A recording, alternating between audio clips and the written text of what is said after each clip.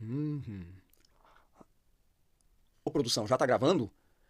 Eita, desculpa aí, galera, que a fome bateu aqui. O assunto é pão, é fermentação. Eu ia mandar ver no pãozinho aqui, mas deixa pra daqui a pouco. Acho mais uma encenação incrível, hein? Que atuação, ó, digna de Oscar de novo.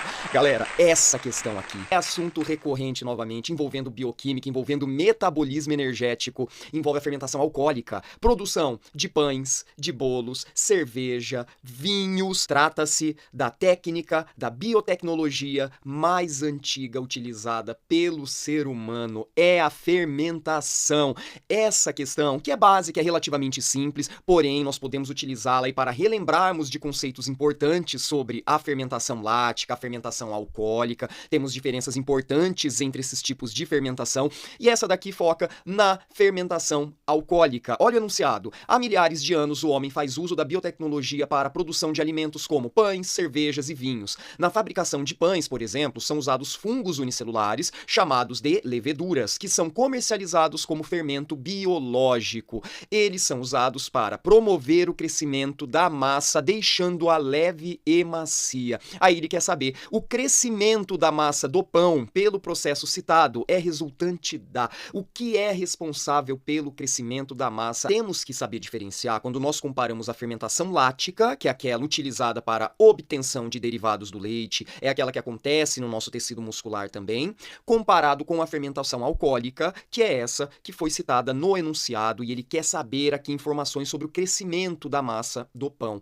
A fermentação lática, ela não libera CO2. Ela vai ter a formação do lactato, do ácido lático, estou colocando esqueminhas aqui sobre isso, sendo que na fermentação alcoólica nós teremos a liberação de CO2. E tá o Cezão dando spoiler aí sobre a resposta. Então é uma diferença extremamente importante. Esse carbono que é liberado na fermentação alcoólica, ele fica na molécula de ácido lático ou lactato. Então não tem CO2 sendo liberado na fermentação lática. Temos que lembrar dessa informação. Indo para as alternativas, vamos entender a alternativa A. A massa do pão cresce pela liberação de gás carbônico? Corretíssimo. Galera, nós teremos então, a partir da fermentação alcoólica, a liberação de CO2, a fermentação de gás carbônico. E isso faz com que a massa cresça. Os furinhos existentes lá na massa do pão, aqui o pãozinho, ó, quando a gente pega o pãozinho, independente do tipo de pão, nós vamos encontrar aquele miolinho fofinho. Esse miolinho, esses furinhos, na verdade, eram bolinhas de CO2 que foram sendo liberadas na fermentação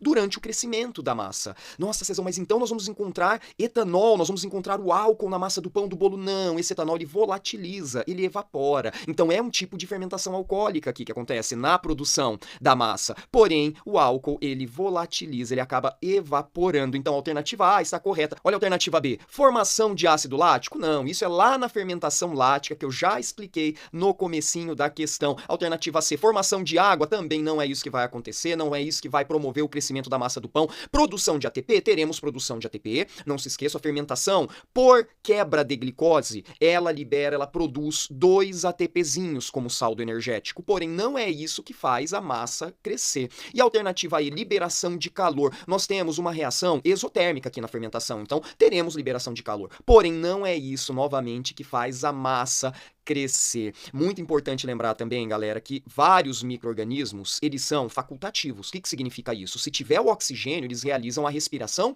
aeróbia. Aí, se não tem o oxigênio, eles partem para a fermentação. Temos que lembrar desse detalhezinho. Tem uma dica de se pegar lá, fazer uma bolinha com a massa do pão, né? Aí coloca essa bolinha num copo de água. Aí, depois de um tempo, o que a gente percebe? Essa bolinha, ela começa a flutuar, ela vai boiando. E por que isso acontece? Porque nós temos uma alteração da densidade pela liberação de CO2, a densidade daquela bolinha de massa diminui e a bolinha vai subindo. Muita gente usa isso aí de estratégia para saber se deu o ponto lá da massa. Interessante, né? Comenta aí se você curte um pãozinho, se arrisca nas receitas. Eu gosto de comer, mas não me arrisco nas receitas, não. Segue o Cezão para mais resoluções como essa. Bons estudos e até a próxima. Abraço!